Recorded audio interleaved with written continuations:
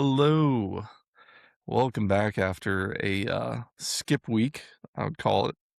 Uh, Mini break. it is Pat. I am back. I am sick. Turns out you really don't want to have salmonella and Lyme's disease at the same time. Um, I was sick for about a week. I was like dying in bed and I couldn't figure out what it was. I thought I had some kind of flu or something. I had like shakes, like fever, like 104. I was just like, I had migraines, I had body aches, like everything was just happening. And finally on Mother's Day, I ruined 3 Mother's Day in one day. My mother in law was at my house with my wife. They were gardening, and I had them take me to the No. ER because I was dying. And, I get to the ER, and then my mom shows up, so everybody had a good time. But, yeah, it took me, like, a week to get better because at first, they saw that my white blood count was low, um, and then they saw that my liver levels were high. So they're like, "Oh, you have a tick-borne disease." But then after they saw that, they realized I had salmonella. So then they said, "Okay, we're not doing the tick-borne illness treatment anymore. We're just gonna focus on the salmonella." Well, turns out I had both. So after them treating the salmonella, I had a fever of 104 for like 4 days, and they couldn't get it to stop until finally they realized I had both, and they treated me for both. And once they started doing that, everything was fine. So I've been out of the ER for like 2 days now, and I'm so happy to be out of there. I'll tell you. Um, but this is going to be a fun episode because I have the microphone, and you know what that means. There's a lot of news today, a lot of news breaking, and AJ, do the news break.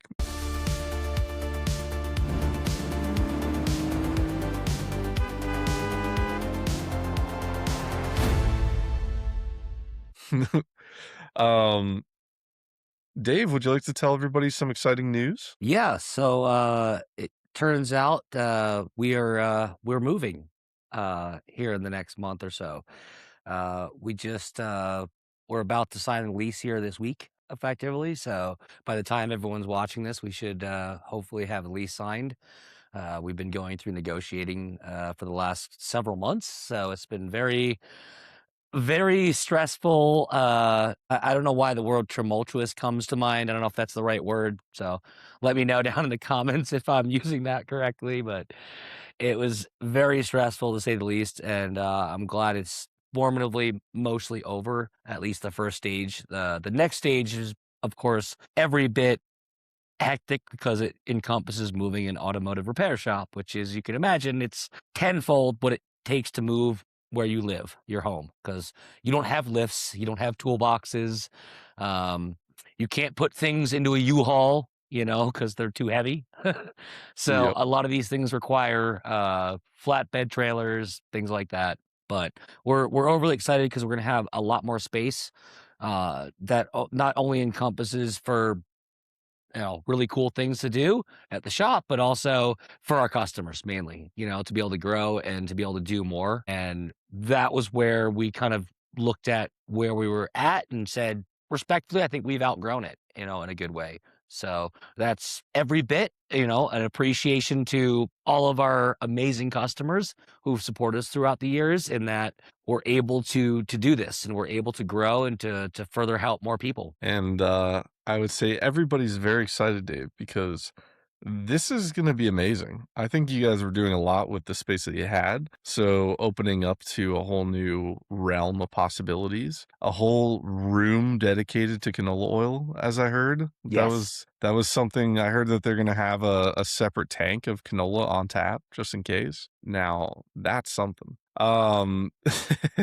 No, we're all super happy for Dave. We're really excited for him to take this next step in his business, and I think this is the best news I've had since I was sick. So I'm very excited for you, Dave, and I look forward to coming out and seeing the new place once you get all up and running, and it'd be awesome. Yes. Yeah, it's great too in Colorado because I feel like once you move, and you get set up, like, the Subaru community is out there and it's strong. So, I mean, Yeah. there's people are gonna know, right? Like, you got more space, you got a bigger shop, it's gonna be really cool, and I think you're gonna be excited. So, Yeah. We've hosted several events before at our shop, not just our car clinics, several throughout our, let's call it, our growth, and moving to different shops, many open house events, things like that, to that nature. Certainly we're excited now with this new space because we have even more space to facilitate that and to grow. I was mentioning to you, we have a dedicated 1,500 square feet, which is, for anyone who doesn't know, our current indoor space is 3,000 square feet. So we have a dedicated 1,500 square feet of private fenced-in parking that is already dedicated to projects. So that being said, not only for us as the shop, but our customers' projects. Bring them on. We can now undertake a lot more by having more space. And again, like I said, it's all about being able to facilitate more and be able to do more. If we have more space, we can help more people. I, um I wanted to just, touch on something that I'm having help with this week is, my screen on my WRX is breaking slowly day by day. I have a 19 WRX, and my infotainment system in the heat is delaminating, and the glue is separating my screen. And now, fun stuff, it clicks FM, and then it changes the FM channels for me. So that's really fun. And I can't access any other apps. I can't access maps. I can't access my music. If I get the music to show up, it actually clicks different songs for me. Really fun feature. Really love that. So I looked into it, and there is a extended warranty on the infotainment systems on a bunch of hmm Subarus, starting in hmm 2019, going to like 23, and it's all for multiple different issues. Their radio systems are a mess, but thankfully, I went to the dealer. No, they didn't care at all. They were like, you know what? We know it's messed up, and It's a known problem. we'll get you a new radio and we'll fix it. So, hey, shout out to Subaru. That's a big win. I was very happy with that. So, And um, and and what's the opposite of a shout out? Uh, uh, Knock to the company who made these radios. Let me just say, because yeah, we've seen this issue before, and we get calls for many things. Again, we're not obviously a dealer. Proudly, we're an independent, so I always say that gives us a lot of flexibility. Um, but at the same time, there's certain things where, okay, it's out of our hands, yeah, respectfully. And it's like, hey, you can go to the dealer and get this replaced for free. And so we'll send people we probably get, I would average 2 to 3 calls a week about Subaru radios. And so yeah, that's, again, less the detriment to Subaru, but because to their credit, they're not the ones making these radios. They went to a radio manufacturer, and that's one thing that people ultimately don't realize when they, from a big consumer standpoint and understanding how the ecosystem works, is that they don't make these radios. They went yeah, to a radio manufacturer, they made the radios, and yeah, I'm sorry these radios are junk, but they obviously now Subaru has to go back to that manufacturer and go, hey, you owe us. yeah, You know, I always say that's where metaphorically crap gets to roll uphill, in that sense. Cause it's like, okay, the customer's mad. Subaru, who sold them the car, they're thusly mad. Now they turn to the manufacturer and go, you guys owe us a bunch of radios yeah. So, and you better fix the problem because we're not going to replace the radios with the same thing. yeah. So, the other funny part of this interaction was that I'm at Subaru. They're already telling me that they're gonna fix my radio and whatever. The first thing the lady says is, "Hey, are you willing to sell your WRX?" She goes, "We'll buy it from you." No. So, my first thought process is I'm like, first off, there's no number that you could give me. I said, "Is the new STI out?" Did nobody tell me? I said, because if not, then no. It's like, but, but I told her, I said, "You could not come anywhere close to the deal that I got on this car." I said, "This car is, like, basically free. I got it for such a steal that, like, it's just, like, it would not be worth it to me for whatever price you're willing to buy it for." The second thing that she mentioned to me was, "Hey, you have a recall for your secondary cat." I said, "Well, if you wanna go get that cat, you can put it right here." I said, "I'll take it home with me. I said, "I'll take perfect care of it. You don't have to worry about it." And she's like, "No, seriously, it's like a recall. Like, we gotta replace it." And I was like, "Replace what?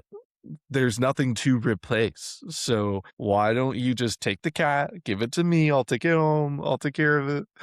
It's like and, she was like, "I'm just gonna put down that you decline the recall." And I was like, "I don't care. Whatever, lady." Like, No, no, so you need to get the cat. but this is the problem is I can't because the car came from Washington, Seattle.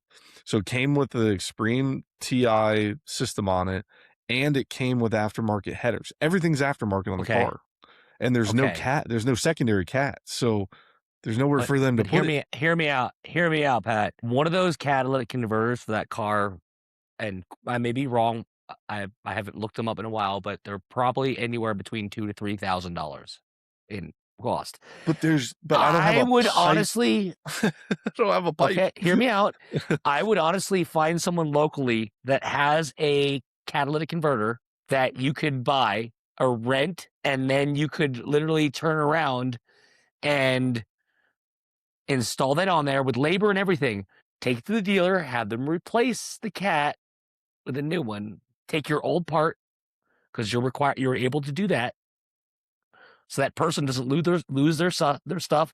If it's $3,000 worth, I mean, that would be awesome. I just I I don't know I if think you're missing out a little bit. I just don't know if I can physically, like, if they're gonna have to cut anything with the system that I have. I don't know if it's like No, I think you just replace the entire system with a factory system. You find someone locally that has a factory mm, system that's willing to take a couple $100 in their pocket. Yeah, and you make it worth their while. but then they're gonna take that person's cat, no? No, you can request your old parts. They can't take your old parts. So they'd put on the new one. They'd take his original one off and put it in the trunk, and now you'd have a brand new $2,000 to $3,000 catalytic converter, brand new. Just That would saying. be sweet. Even if you scrapped it, you could actually make enough money to pay for the whole ordeal. Just saying. Yeah. I just never thought about it because I have this straight pipe that came on the car, and then Mhm. when I redid that, I got the map headers with the map performance, high flows, and then Mhm. I think it's just a straight pipe back. I don't think there is anywhere to put a secondary cat. What I'm saying is you would just get a whole exhaust system, headers, everything Yeah, I back, would, and from a yeah, mechanical standpoint, I know these cars you would just literally unbolt the header, take some hangers off, take the whole thing down, set yeah, it aside in the shop, yeah. take your loaner car, take the same thing off, put it on yours, take it to the dealer, do your thing. Now again, I wouldn't expect you to think it'd be, $50 to whoever's loaning you their car in some capacity, but to do this, but if you have any friends with the same car, Do they really let you keep the cat? I would feel like as part of the recall, they would want the old cat back. I can't see any capacity in which that would be. Maybe I'm wrong, but I can't see any reason why, because it'd be the same as, okay, we're doing any kind of recall with not just a cat, but any component. Doesn't matter. I Mm. want the old part. I'm curious if anybody has any feedback on this. If you guys are listening, I That's need to interesting. know Yeah, no, me too. in the comments what you would do in my scenario. I have map performance headers, um, with the high flow cats that go to an Extreme TI system back. And I don't think that there's any way that I could sneak that cat or do anything with it. I don't think, and if they were if I were to put a system on and they took that cat, then I'm kinda in the same boat, you know? It's like, hmm, Sure. No, I'm just saying if they didn't want to, or if there wasn't any legal reason why you couldn't keep the catalytic converter that they took off. I don't believe there is. And again, I'm not a I'm trying to lawyer. I think don't know all the in any, nuances. recall scenario, if you ever get to keep the parts because they're recalling them, you know what I mean? Like, I don't think I've ever tried to keep any parts from a recall, but I feel like maybe that's, like, kind of a no-no because there's something Maybe I don't wrong know. with Maybe it. I'm not in the legal sense, Hmm. so maybe it's a safety issue or something. I don't know. Well, you know what? I'm interested to hear back on that because that Yeah, me too. I I'm sure haven't we have some lawyers in the group. Come on. let me put it this way, I haven't been to Subaru yet. My radio is on the way, so there's still a chance I can still do it, but I need to game plan what to do before that. So, um, but, yeah. So, I think we can kinda dive in on some topics here, Dave, and kinda switch it up here. Let me get the microphone out. Okay. So, breaking news today. Subaru's doing a lot of interesting things, which I think everybody should be keeping their eye on. One, they just threw $362 million out the window because they delayed production on their EV vehicles after a 90% loss. They're seeing a decline of 90% in sales on their vehicles that they're creating in Japan, the electric vehicles. And I think that that is actually across the board for all manufacturers. I think the EV is, it was, everybody sees it as like the AI bubble, the EV bubble. Like, bubbles are kind of like vague, right? Because you expect it's going to pop, everything's going to plummet. I think that it's more of like EVs had this fad where like, all of a sudden it was like, oh, EVs are like really reasonable and really possible. And like, this is a huge deal. And like, now every show I watch, I'm seeing EVs everywhere. I'm seeing these custom car shows where they're building EV Hummers. I'm seeing that, Rivian is stepping up production. I'm seeing all these other new brands coming out, like, Subaru's stepping up their EV game. And I think that everybody's competing with each other, but like, if everybody's competing in this little pocket over here, right? But like the real game is going on over here. I think that like Subaru's realizing that there's more to their hybrid internal combustion market than there is to their EV market that they keep trying to compete in. There's already a huge competition I in EV right I now. question yeah, I question how much of that is also derivative from their, um I and for anyone who doesn't think that, from my and I'm not in the inside, but there's still a relationship between them and Toyota. And the fact that they worked very closely with Toyota for several years, I think they learned a lot. Yeah, I think that the EV market is really interesting right now. I think that Mhm, with Toyota mastering hybrid and Subaru working closely with them, they should be seeing how profitable hybrid is and that they don't have to compete in this heavy diluted electric market where everybody's trying to make a name for themselves. mhm. It's like essentially you have Tesla who came in and like owned the game when they did, and they made, and not just that, but they made this like level of expectation, right? That EVs are expensive and they're meant to feel bougie, and like, Subaru is not trying to compete in that Tesla made the market. market. I'll Yeah. just say that, Tesla made the market, And so that's and what's it's up to everyone interesting. else to play in that market. I'll tell you that if I get in an electric Subaru, right, and I feel like I'm in a Chevy Trailblazer, I'm not happy, I don't think that there's like, the problem is that like the idea of electric is that it's comfortable, is that it's higher class, it's that being in an electric vehicle, it just feels like you are on the upper echelon of automotive, right? You're over these engines and gas and dealing with all this Mhm. craziness. You're ready to just step into the new age. And the problem is if you step into the new age and it still feels like you're in your Toyota RAV4, no, like, you're like, "Why did I spend all this money on an electric vehicle?" And, like, you know, Yeah. now I gotta Well, go and I think Toyota also acknowledges that from a standpoint of a brand, and you could say, well, why don't they do a Lexus electric? They could do that. They could easily do that. I think that Toyota is humbly, and they've even kind of stated this. So I'm not, professing anything that this is my opinion, but Toyota has professed that they don't believe that the current technology of electric is where it needs to be, and Yeah. I'll be the first to say I'm humbly inclined to agree with them. And that transcends so many different levels beyond like charging infrastructure, charging availability, uh, charging availability, um, charging speed, um, all these things, energy density.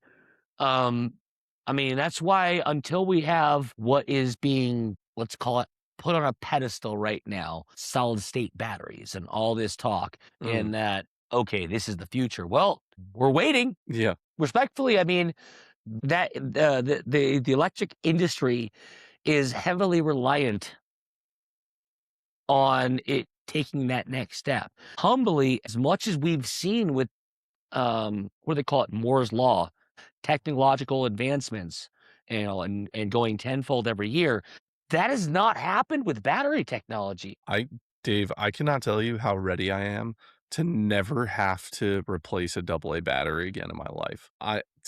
You know, I thought I Amen. I thought we Amen. would be there already. Like, I really thought that, Mhm. like, 2026 batteries are no more. Everything is just rechargeable or Well, in the wirelessly best case we have is rechargeable or rechargeable, yeah, so you have a remote that you plug in and so it charges. Yeah, that's kind of the middle ground right now, you know? I feel very futuristic with my iPhone because with the Apple TV, you can just swipe down, hit the controller, and then you just use the controller on your phone. And it turns on my Yeah. TV, it does everything. And I'm like, this is how it's supposed to be, right? Mhm. But then, like, there's things that involve batteries that I'm like, why am I still having to do this? I don't understand. Like, I just like I'm hoping that we're entering a new stage of battery development. Like, dude, something Well, and I argue that's where in some capacities I feel like to the other point that I just the point that I just made that the technology has over exceeded the capacity of battery technology yeah, is my point to where you have devices that, for example, on one level, we all know infamous and no sponsor. I don't like throw company names out there, but everyone knows Logitech infamously. And yeah, you buy a Logitech mouse for $9.99 on Amazon, 2-day Prime to you, and you put one AA battery in that thing, and it lasts for 2 years. yeah. This is what's crazy, dude. Or another an example, sorry, quick thing, is the original smartwatch, not Apple, was actually a company called Pebble, and guess what they were? They were a smartwatch that was cross-platform, Android and Apple, and it used an e-paper display that was always on, so like a Kindle. And here's the kicker, no Apple Watch Uh, could give you. 2-week battery life that's crazy. because it was e-paper display. It didn't it used so low energy, and that's kinda where my point is that the technology of e-paper displays with some of the battery technology we have, let's say, is great. Like, if we almost dumb down the technology level to meet the Yeah. battery technology, it would almost line up. The problem is the technology is outpaced the battery technology. Mhm. And I feel like that's kinda where we're at a hindrance of, okay, we have some devices that are able to really capitalize on it because they're Bluetooth low energy, like a Logitech mouse or an e-paper display, that on a Kindle that can last for 5 months, When on we one charge. when we were at the point where you could take a regular bicycle and make it an e-bike with one kit and you could do it yourself at home, why are we still messing with batteries, dude? Like I literally my property, I have an electric fence. The problem with electric fence technology is that it's one big loop. Anything that you need your dog to stay out of that is not in that perfect loop, you have to get these rocks. These rocks that they sell you are $250 a rock. First off, it's a piece of plastic with 4D batteries in it, the most absurd thing I've ever seen. And and those batteries go bad every, like, 3 to 6 months. So, I Mhm. have to walk around my property, find all the rocks, I have to replace all 4D batteries in each one. I have 3 rocks, and my dog has figured out that when they die, that it's a fake rock, and he just, like, destroys it anyway. So, as far as battery technology goes, I think that we've seen that clearly it's not there all the way. And I think Mhm. that Subaru is making a smart choice in pulling back from electric and moving more I agree. into hybrid and internal combustion. And newsflash, more news. Um, as of this month, this is from Subaru, by the way. The Subaru WRX sales have increased 52% in April to 1,178 cars compared to the same month last year. And the Whoa. WRX starts $5,230 cheaper for 2026. So they lowered the price on the WRX. They knew that they were getting too crazy and out of hand with the pricing. Turns out people wanted WRXs. They just didn't want to pay the crazy price. All of a sudden, 52% jump in sales. And then the WRXs, even though the sales are still down 16%, year to date from 2025. This is, like, incredible because, dude, this is why the STI went away to begin with, right? They were like, "Nobody wants this car. We gotta take it away. We're not making enough sales, blah, blah, blah." But then, wow, guess what happens? You drop it $5,000 and your sales go up 50%. Crazy how that works. Crazy how you're not actually selling Supras, you know? Maybe you Mhm. guys should stop trying to price yourself into super range, and then you'll end up selling WRXs the way they're supposed to be sold. Well, and I think that's So, also hard though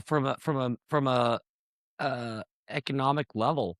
You know, when you're a smaller company like like Subaru, you don't have the same economic pull that a company like Toyota does. That's why things like a partnership, make sense because you can piggyback off of some of their R&D, or rather a yeah, lot of it. Because all of a sudden, when you're a smaller conglomerate, I feel like you're punching uphill, in some capacity, I you know? think I think they have a deal with Mazda too. I heard Toyota has more of a deal with Mazda. Uh, I thought it was the 3 of them. I I think thought that's they what I went mean. in on a deal together. Let me see. Well, no, I heard Toyota left Subaru partnership, and they said that they were and this is what I saw, what I read, they were joining with Mazda. So they're no longer gonna make the BRZ FRS, and they said, "We're gonna partner for the next generation with Mazda to make the next generation Miata." So it says here Subaru, Toyota, and Mazda have formed a major collaborative alliance focused on developing next generation internal combustion engines designed for the electrification era. So, Interesting. I thought I had seen something big on that. That's right from Car and Driver too. That was 2 years ago. Well, and like I said, Subaru never and Toyota never disavowed each other. I just heard I remember seeing an article that said specifically Toyota was not doing the BRZ, which we've confirmed they're not bringing that back. I but maybe or the 86, I should say, for Toyota lineup. Well, maybe, okay, Subaru could still sell it, you know? Interestingly enough, we've all seen how Toyota is really or Subaru rather, sorry, going back and forth. They're getting really doubled down on the the BRZ in uh GT3. Yeah. So I don't see that Subaru is really trying to abandon it as much as Toyota was saying, you know what? We want to do some other things. That doesn't mean that, okay, hey, Subaru, come along with us, you know? Yeah. And so you're right. Actually, that's interesting. I didn't realize that Subaru was part of the, let's call it the table, of people that are on the discussion of with Mazda as well as Toyota. If you had to pick one thing from each of those companies, if you were gonna make a car, right?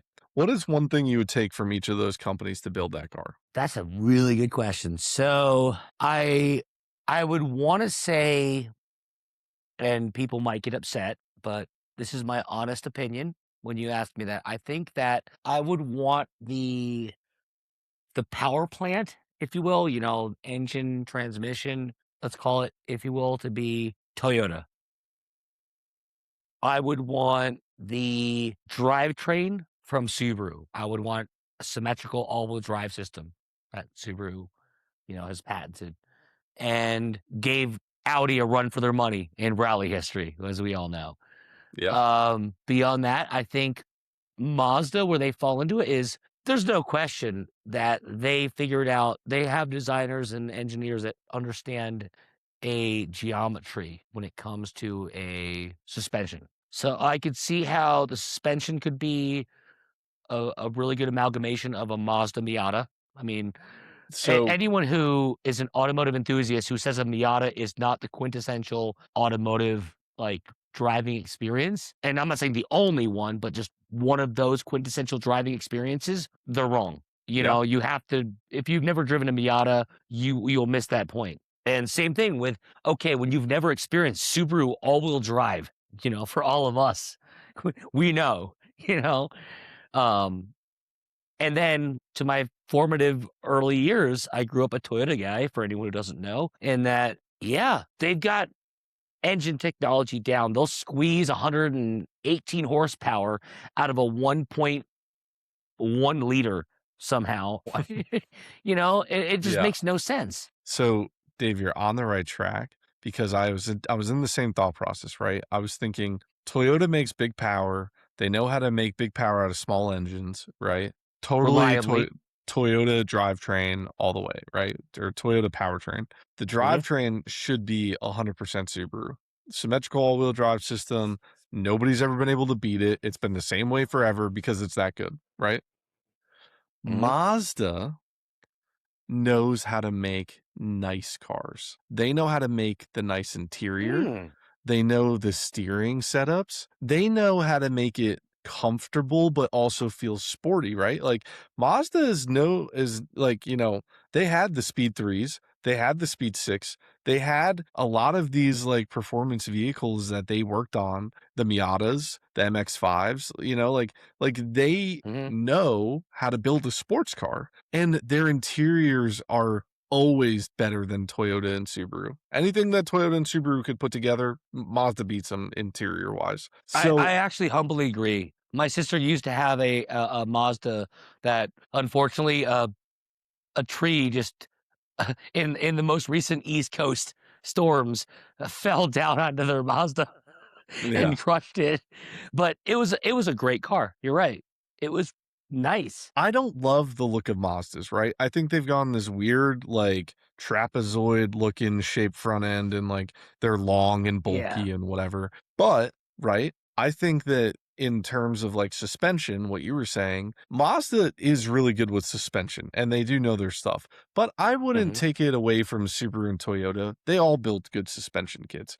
I think that Fair. Mazda is the customer friendly side of it. I think that they can bring to Toyota and Interesting. Subaru the side of, hey, you can make a cool car and people could want to be in it. And people could be in a long road trip in one of these cars and Mhm. not feel like, man, why did I buy a race car to go drive to my parents' Yeah. house and back?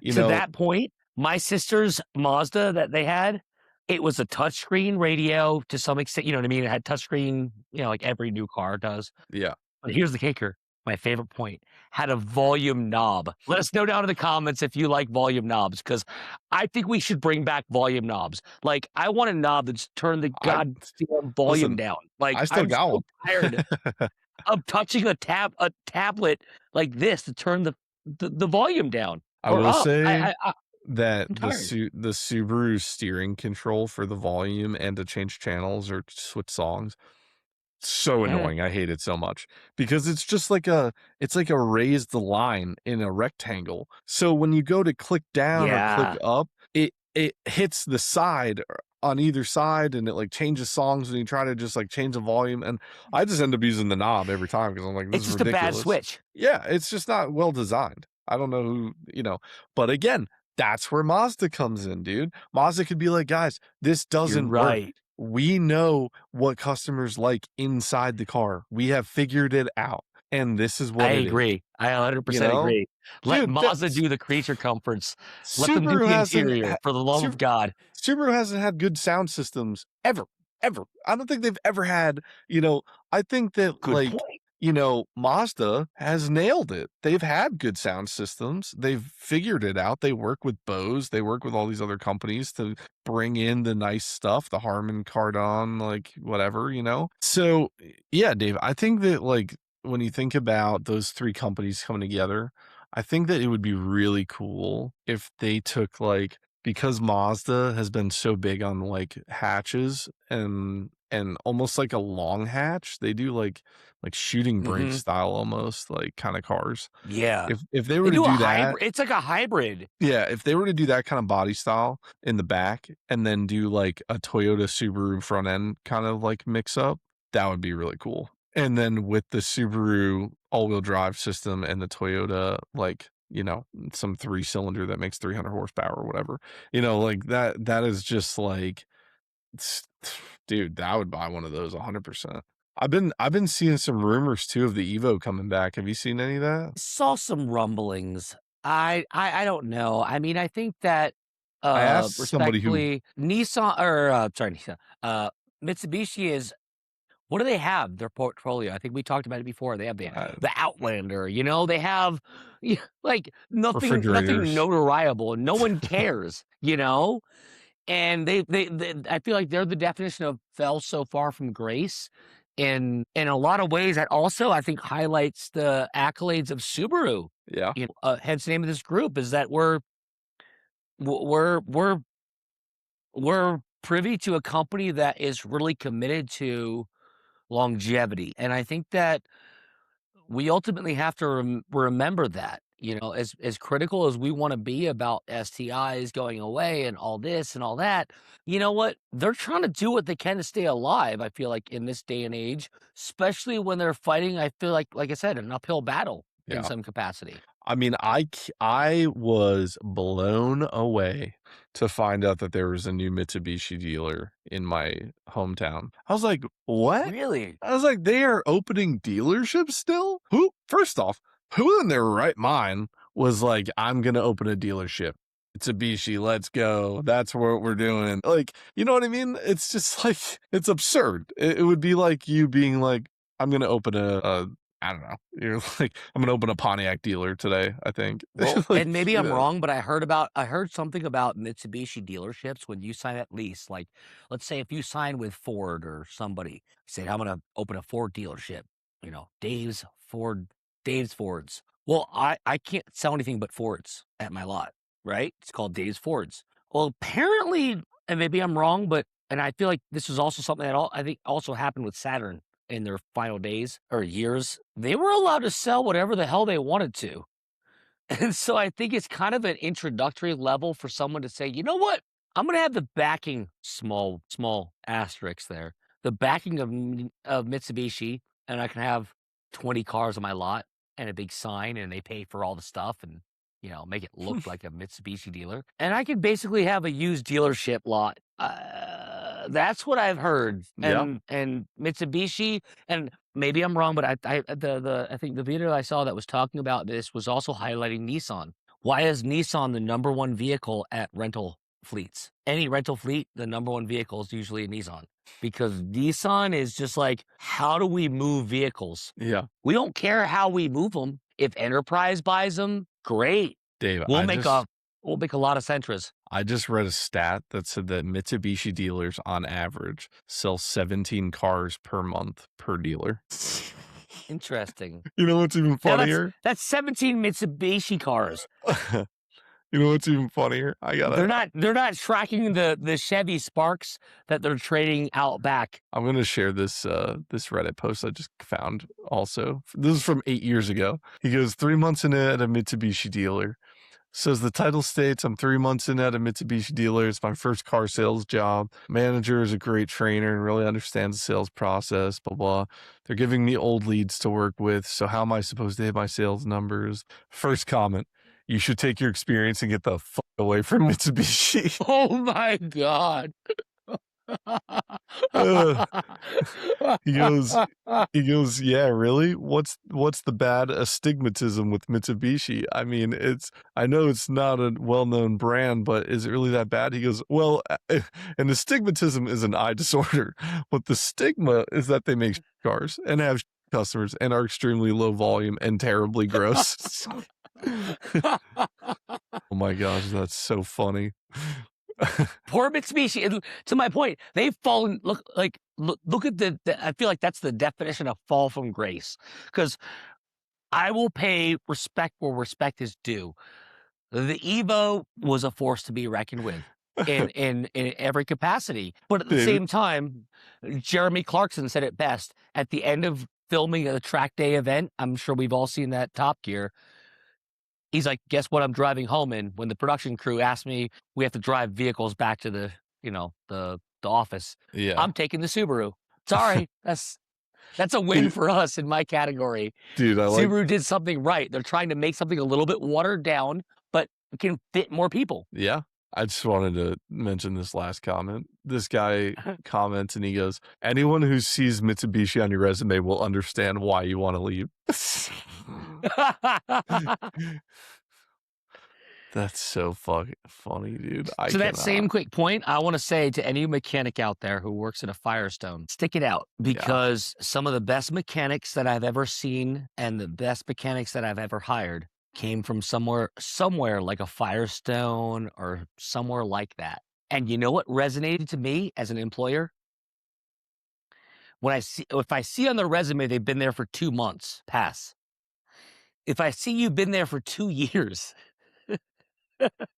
and you've stuck it out, that tells me something, and that's not to say that you have to endure, but, there's a famous, I think, thing in, sentiment in the trades about paying your dues, Yep. and that exemplifies that you were willing to pay your dues, if you will, to stick it out for 2 years at a Firestone and not get fired, not raise any red flags with a corporate entity, and now seek out a private shop because you want better. Come You here. know, We I've got you. seen I've seen kids come up through the system of just you need a tech, you pick them up off the street, you teach them everything you can, but they never worked in a dealer. So they never know what it's like to truly just get boned. And so you you end up with these kids that are super entitled because they just feel like, they've had it good. They've always had it good, dude. Like why would I not fight every single ticket and not like push back and do all this craziness when like nobody's going to stop me because this is all I've ever known. But like then you see a tech who's been at a dealer or who like has been through it and they know just how bad it is outside of these walls, and they are like perfect. And it's like you can just see the difference. Like Sure. unfortunately, like you're right. They do have to cut their teeth somewhere and have a shitty boss and like learn to work under like high stress, high volume, Mhm. because if they don't, then unfortunately, right, like I know that everybody says like you don't have to, you can learn anything, you don't have to go through the grueling process, but it's true. You do. You really do. You have to go through some stuff to figure out exactly how bad it can be. And it changes you like internally. Like after that how bad it can be. It's like crazy. And I'll elaborate on that. It not only changes you, but it conditions you because when you become a high level, what we all in the industry refer to as an A level, technician Mhm. that can diagnose any car that comes in with any problem. The way you get to that is through a war of attrition. Simply Yeah. put, is only the strong make it.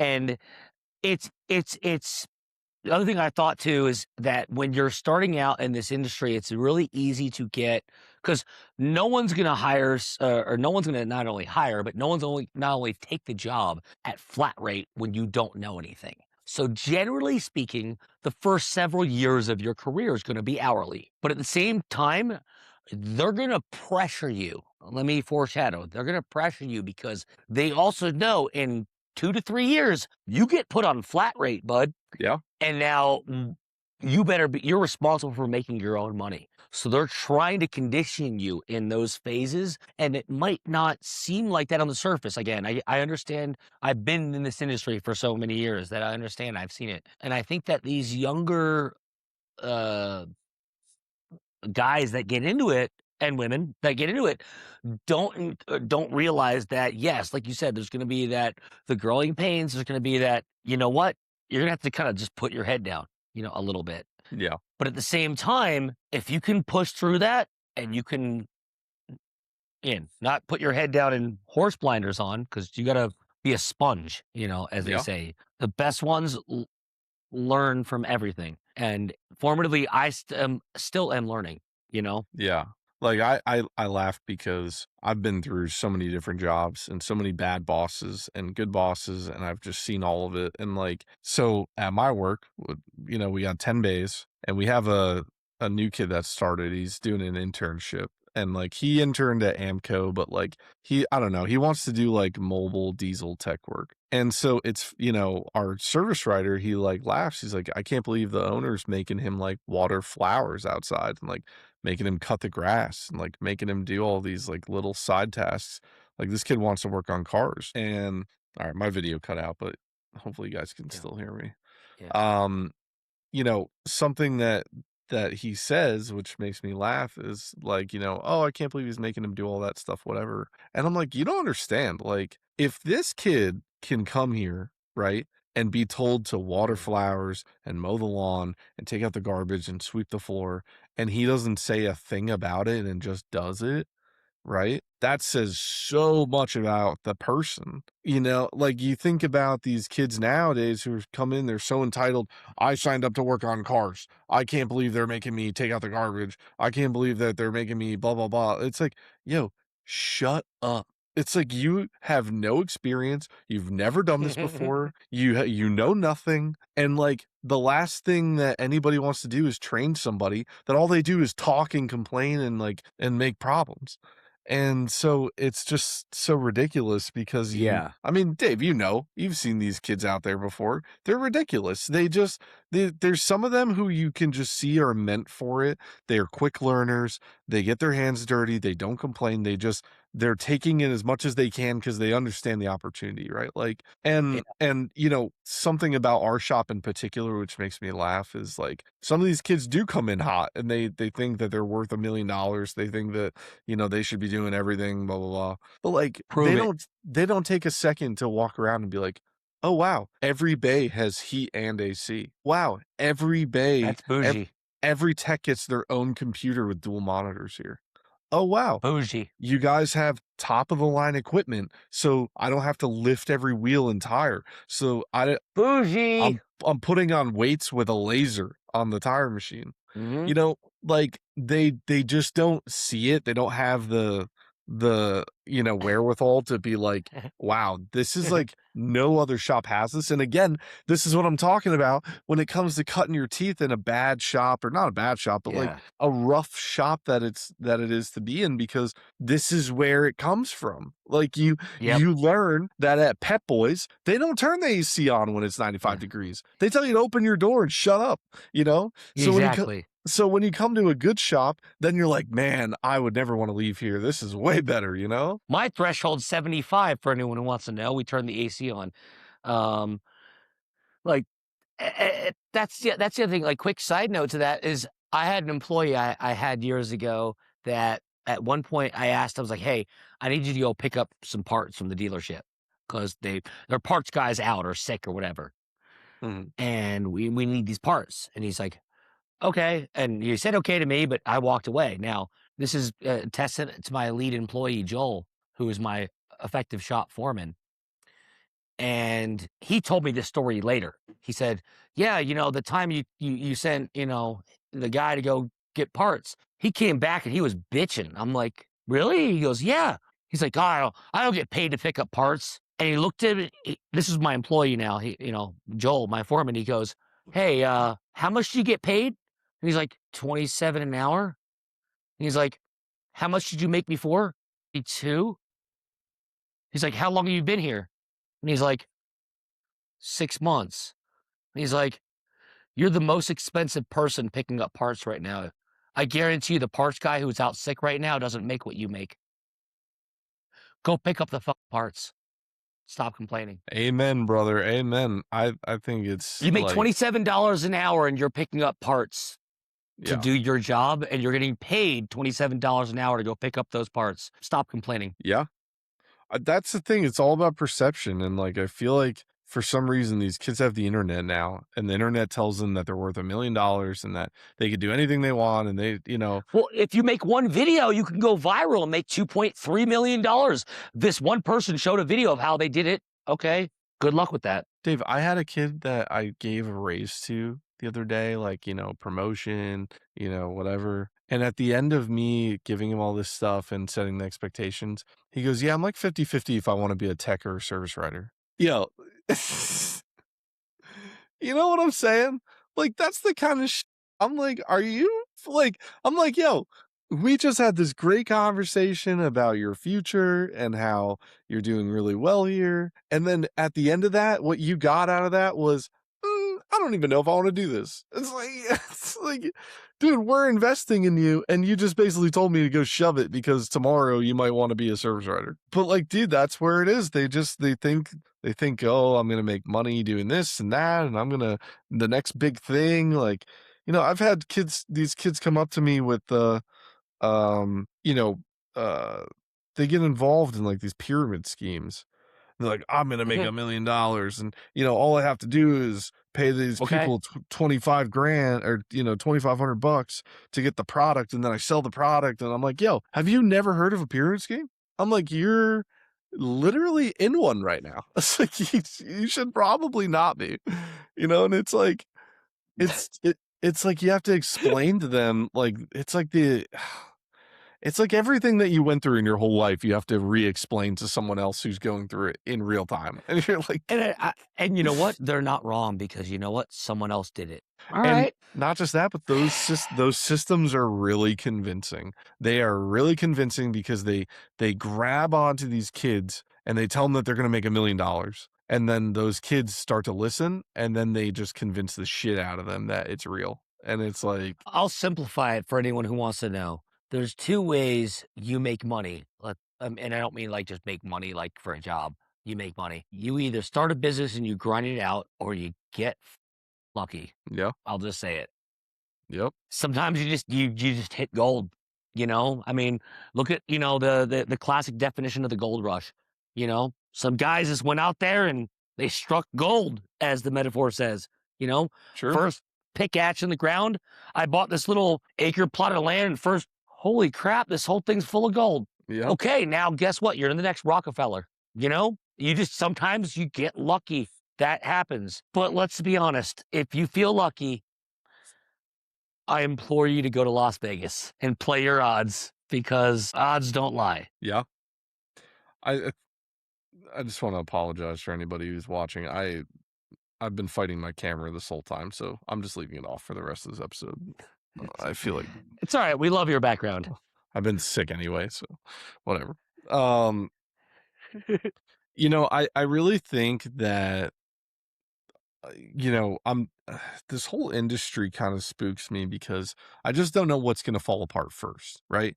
Is it Mhm. that there's going to be no more mechanics? Is it that the small shops are going to start to board up? And then is it that there's only going to be Mavises left and Pep Boys and Firestones? And then I worry. are they just going to be run so poorly that people go get pushed into electric because they don't want to deal with it anymore? Like, where does it stop? And, like, is electric the solution anyway? Because now you see Subaru's like, "Man, we're pulling back on electric. We're going with hybrid and internal combustion." But, like, this is the problem. Everything is risk management, and the risk to going with a non-electric vehicle is that you need to Mhm. have a mechanic. You need to trust somebody with your car. You need to trust that they're not gonna lie to you. You need to trust that they're gonna price things properly. There's a lot of trust that goes into that, and nobody trusts the dealer. So the problem is, if you get an electric car, you have to go to the dealer pretty much. And then you are like forced into trusting somebody that you already don't trust. So like I feel like when it comes down to it at its core, internal combustion and hybrid Subarus and vehicles are still the proper way to go because you have some sort of a choice in what happens with those vehicles. And I think that Yeah. part of that choice is first picking the right brand with the right warranty, and then when it's out of warranty, making sure that you have the right mechanic to support them and support your car and like take care of it. And the problem is that there are less and less of those shops as these Mavises and stuff come in and they buy everything up and they start like taking over all these shops that used to be little hometown shops. So I don't really know where all of this goes, but I think that the numbers that we went over today with Subaru's decline in EV and then pumping out WRXs, it really at least speaks to me in the way of like they're heading in the right direction. This is the direction that we all want to go in. Nobody wanted to ever Mhm. just cut internal combustion out of the picture altogether. Nobody ever wanted to just cut hybrids out of the picture altogether. I think that Toyota, hands down, has found their most success in the hybrids, especially the Prius. Agreed. So I think that it's not Toyota is being so smart about what they're doing. They're not getting rid of the racing stuff. They're still working on all of these really cool projects and keeping people hyped and excited. They're still working on all their off-road stuff. They're still putting, 6 cylinders and 8 cylinders and 4Runners and Land Cruisers, and they're doing all of these cool builds. Dude, they could have Mhm. brought the Land Cruiser back and the GX550 and made them electric, and then everybody would have been like, "Eh, that's not really what I Mm. wanted." I Everybody agree. everybody remembers the Land Cruiser being the most reliable vehicle to ever touch the face of the planet. So it's like it would almost be like what Ford did with the Mustang and the F-150 Lightning, and just every them creating something that nobody asked for and using the same Yeah. name. It's like so When you're talking about like specifically to your point, like, the overland type vehicle, it's like I want something that I can crack open a half bottle of wine and a quarter bottle of whiskey and drive it down the mountain. yeah. I want the pinnacle of just it'll run, on anything. That's just me. I think that we're not there. The whole conversation we've had about where the batteries are at, we're just not there. We're not at the point Agreed. where you can drive across the whole desert with your AC on full blast and your battery doesn't die. Like it's just not there. And I think that Yeah. we're getting there. We're almost there. I think that it's Yeah. going to be a couple more years until we really crack this whole battery stuff, but, like, realistically, internal combustion is still a great option, and the technology that they've come across with it has been incredible, and I think I that agree. every year it gets better and better, and same thing as the hybrids. They're just figuring it out every day, one step at a time, The so, hybrids are I'll just say they're locked in. They're the pinnacle right now. yeah, Uh, Shout out to, uh, against our brand here of Subaru mechanics, but the Ford uh company. My One of my friends has a Ford hybrid truck. Thing gets like 500 miles to a tank. It's insane. And also can run his house. you know, It's kind of that perfect marriage. I am gonna shout out Ford Mechanics, which we also own, Dave. Oh, okay. Which has I, been pretty popular recently. We got to 2.2 thousand members in Ford Mechanics. okay. Hey, I'm gonna join. I'm gonna join tonight. Yeah. It's actually been going pretty well. I own we've talked about it before, but I own, like, every mechanics Facebook group. I have Toyota, Nissan, um, Scion, I think that was, like, part of the Toyota one. Um, I think I have, like, a whole slew of them. Um, but the Ford one has been doing really good, so I own Hyundai Mechanics. Um, Hey. you know why that is. But, yeah, man, so I just wanted to kinda wrap up there. I think that, I just came into this wanting to do a little bit of a news break after being out for 2 weeks. Yeah. And, just wanted to kinda let everybody know I'm alive, even though you can't see me now. Yes. I'm the ghost of myself, I've died now. But I am alive and well, and Dave has some really We're all exciting glad. stuff happening that we're gonna follow up on, and Yes. Dave, hopefully, is still gonna get to be the recce car for Ethan at Rally, Colorado. We're S working that out right now. Literally, I have some people in conversation in my group chat right now that we're talking about logistics of getting the Baja up because and now for anyone who wants to help, I want to just put this out there. Thank you, Pat, for the platform. Anybody who has a brat, we desperately need one brat seat because the Mm, idea is that I need to, and now I have a whole E-track bolt system in the back of the Baja already, but I'm going to build a base plate. And again, I promise I won't ruin your seat, but I'm going to build a mounting plate that I can bolt the brat seat to and then put it in the Baja and connect it in, click it in. So I can sit in the back with the seatbelt and everything and have a 360 camera So that's the tentative plans right now. So if anyone can help, specifically if you're in Colorado, even better, uh, we'll obviously make the trip to come, pick it up as long as it's not like 5 hours away. So, does it have to be a brat seat, or can it just be any car seat that you can, like, kinda rig? Uh, I just I don't know why. I feel like it'd be better with a brass seat in my mind. Just the classic, I mean, sticking with a Subaru theme. I'm not disagreeing, I'm just saying if it comes down to it, if we can You're throw not wrong. something. Worst case scenario, if I have to bolt a STI seat in the back, I'll do it. But I just think it would be cooler. And hey, let us know in the comments. Say another polar topic. Let us know if you think a brat seat even matters. But I think a brat seat would be the coolest thing ever to have in the back of there. That's what Ethan and I specifically talked about. And he even requested, so not me, Ethan said, we need to get a brat seat in the back of the Baja, and I was like, say no more. I'm going to do what I can to make this happen. So Well, help hey, me out, guys. Help me find a seat. And I'm again, excited we'll to, repay it. We'll pay for your trip to, again, if you're local, I'll just say, if you're local, we'll finance your trip out to Colorado Rally this year.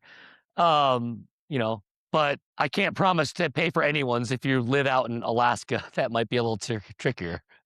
Dave, if I find a Baja seat local and I pick it up, are you gonna pay for me to come out to Raleigh, Colorado? No, you have to live in Colorado. Only Ah, for Colorado locals. Only for dang. That's an exclusive offer for Colorado locals. If you live in Colorado and you have a brat and you're willing to donate your seat, or one of your 2 seats, uh, we'll give it back again, obviously, but we will pay for your expenses to come to Raleigh, Colorado. It's a good deal, guys. Better hop on it. Yeah. So I just wanted to touch base on that. I knew that that was kind of exciting, and I wanted to know where we were at. But yeah, we will definitely keep you guys in the loop as far as all the rally stuff coming up. I'm going to STPR. I'm going to be there. Um, in the first week of July, no, second week of July, I'm going to be in Susquehanna, PA, and Dave's going to be at Raleigh, Colorado, I believe the week before that, and Yep. we're just really excited to be able to get out there and get some good footage and give you guys some more content, and we're just still working on stuff behind the scenes here, so we really appreciate everybody, and we will see you guys on the next one. Thank you for listening. Like, subscribe, and leave us a comment to let us know what you thought about this week's discussion. You can also find us on Instagram and TikTok. We will talk to you next week.